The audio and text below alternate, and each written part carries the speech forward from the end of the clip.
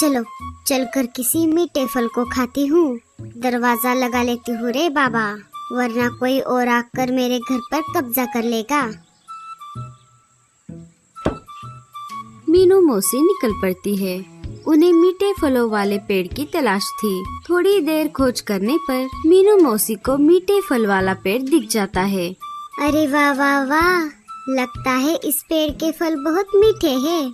मीनू मौसी एक फल को खाने लगती है। अरे थू थू थू थू थू, कितना खट्टा फल है। ऐसा फल खाने से अच्छा मैं मिट्टी खा लेती। चलो कोई दूसरा फल ढूंढती हूँ। मीनू मौसी ने बहुत देर खोज की, तभी उन्हें एक लाल रंग के सेब का पेड़ दिख जाता है। वो जल्दी से वहाँ पर आ जाती है। उन्होंने देखा रानो और लाडो चिड़िया सेब का फल खा रही थी। अरे मीनू मौसी, आओ आओ, अच्छा हुआ आप आ गई। हमने आपके लिए थोड़ा सेब बचा कर रखा है, ये आप खा लो। वाह वाह वाह वाह, तुमने तो बहुत अच्छा किया, पूरा सेब खा लिया और बीच का हिस्सा रख दिया। ऐसी बात नहीं है मीनू मौसी, ये देखिए ना, हमने सबसे ज्यादा फल तो आपके लिए ही बचा कर रखा है। ठीक है, लाओ इधर। मीनू मौसी बचा हुआ सेब का फल खाने लगी। अरे वाह वाह वाह, क्या बात है, कितना मीठा फल है। मुझे ऐसे और फल खाने हैं। नहीं मीनू मौसी, यह सेब का फल बस एक ही बचा हुआ था। हमने पूरे जंगल की खोज की, पर हमें ऐसे मीठे फलों वाला पेड़ कहीं पर भी नहीं मिला।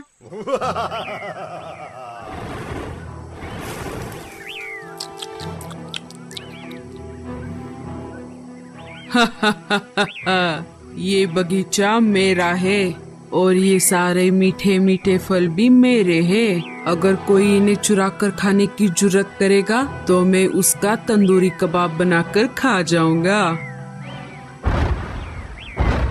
अरे बाप रे, इस राक्षस के बगीचे से मैंने तो एक फल तोड़ लिया है। अब मुझे यहाँ से चुपके से भागना होगा, वरना ये राक्षस मेरा भी तंदूरी कबाब बनाकर मिर्च मसाला लगाकर खा जाएगा। कालू कौवा तोड़ा हुआ फल लेकर चुपके से वहाँ से भाग जाता है। वो पंछियों के पास आ जाता है। क्यों रे कालू, इतना हाफते हुए कहाँ से आ रहा है? वो कालू भैया, क्या हुआ, क्या बात है, क्या कोई परेशानी है? हाँ कालू भैया, और आप डरे हुए भी लग रहे हो। और आपको ये सेब का फल कहाँ पर मिला? क्या बताऊँ मैं तुम सबको, ये फल मैंने जंगल के पास वाले बगीचे से तोड़कर लाया है। अरे तो हम सब यहाँ पर क्या कर रहे हैं? चलो जल्दी से, हम भी वहाँ जाकर बहुत सारे मीठे फल खाएंगे और हमारे बाकी साथी पंछियों को भी लेकर जाएंगे। अरे मीनू मौसी, रुक जाइए, मेरी आगे की बात तो सुनिए। अब क्या है कालू, अब मुझसे तो रहा नहीं जाता। मैं बहुत सारे मीठे मीठे फल खाना चाहती हूँ। अरे मीनू मौसी, आप फल तभी खा पाओगी जब आप जिंदा रहोगी। क्या क्या मतलब? अरे दोस्तों, उस बगीचे में एक राक्षस भी रहता है जो उन पेड़ों की रक्षा करता है। अगर कोई चोरी से फल चुराने की कोशिश करता है तो वो उसका तंदूरी कबाब बनाकर मिर्च मसाला डालकर खा जाता है। मैं भी बाल बाल बचकर आया हूँ। बेटा कालू, ये बात कब बताएगा? मेरा तंदूरी कबाब बनने के बाद? तो जाने दो साथियों, हम उस बगीचे में नहीं जाएंगे। चलो हम हमारे लिए अनाज की खोज करते हैं। हाँ, पर इस फल का क्या जो कालू भैया लाए हैं?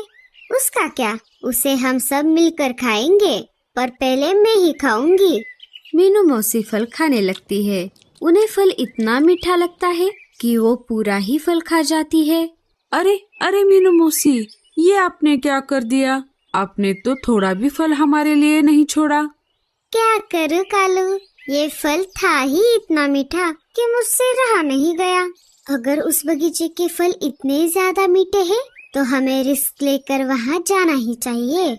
हाँ, मैं भी यही सोच रहा था रानो। तो चलो फिर हम चलते हैं उस बगीचे में। नहीं लाडो, अभी नहीं। वो राक्षस रात के 12 बजे से सुबह के 6 बजे तक सोता है। हम रात में वहाँ जाएंगे। रात हो जाती है। सारे पंछी मिलकर उस बगीचे के पास आ जाते हैं। वो देखो साथियों, वो है बगीचा। हम एक काम करते हैं, एक एक जाकर वहाँ से फल लेकर आते हैं। मीनू मौसी, पहले आप। नहीं रे बाबा, मैं नहीं जाऊंगी। मैं बूढ़ी हूँ ना, तो मैं सबसे आखिर में जाऊंगी। ठीक है, मैं जाती हूँ। इधर राक्षस खर्राटे ले रहा था, तभी लाडो एक पेड़ के पास आ जाती है और वहाँ से एक फल तोड़कर वापस आ जाती है। अब मैं जाती हूँ। रानू भी जाकर एक सेब लेकर आती है।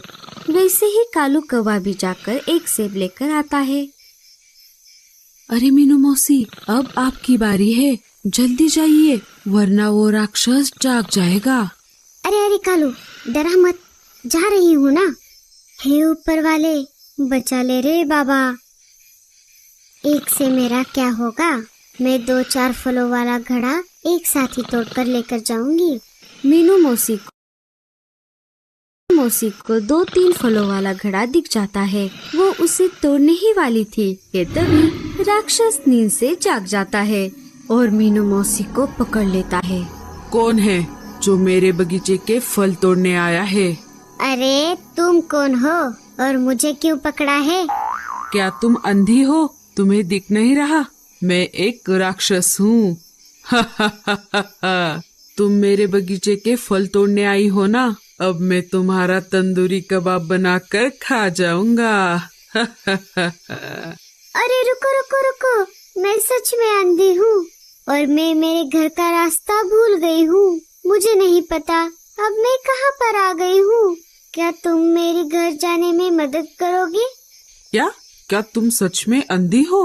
अरे हाँ बाबा, इस बगीचे के पेड़ों पर इतने सारे लाल लाल फल लगे हुए हैं, वो मुझे नहीं दिख रहे। अच्छा ठीक है, तुम अंधी हो इसलिए मैं तुम्हें छोड़ देता हूँ। अब ये बताओ, तुम कौन से जंगल में रहती हो? मैं सुंदरबन जंगल में रहती हूँ। सीधा आगे जाओ, तुम तुम्हारे जंगल पहुँच जाओगी। बेटा, मुझे बहुत भूख लगी है, क्या तुम मुझे कुछ खाने को दे सकते हो? ये लो, और अब भाग जाओ यहाँ से। मीनू मौसी वो घड़ा लेकर अपने साथी पंछियों के पास आ जाती है। बाल बाल बच गई रे बाबा। हे ऊपर वाले, तेरा लाख लाख शुक्र है। अरे अब क्या यहीं पर रहोगे? अब चलो यहाँ से।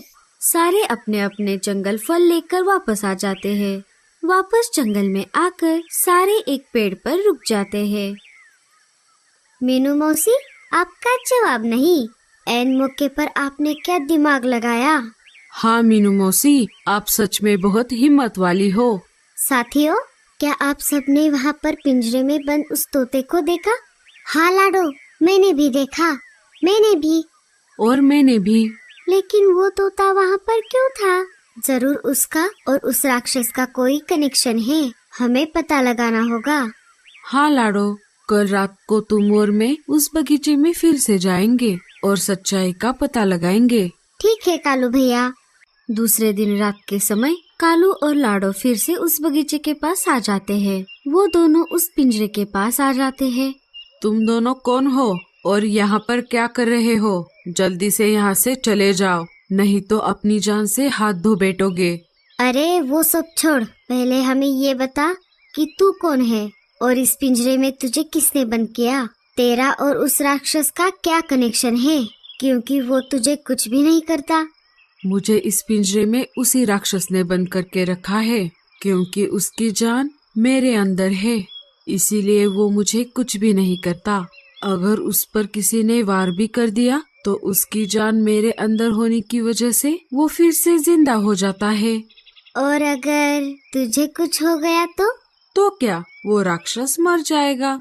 मैं भी एक दिन ऐसे ही उड़ते उड़ते इस बगीचे में फल खाने के लिए आ गया था, तभी उसने मुझे पकड़कर अपने अंदर की जान मेरे अंदर डाल दी।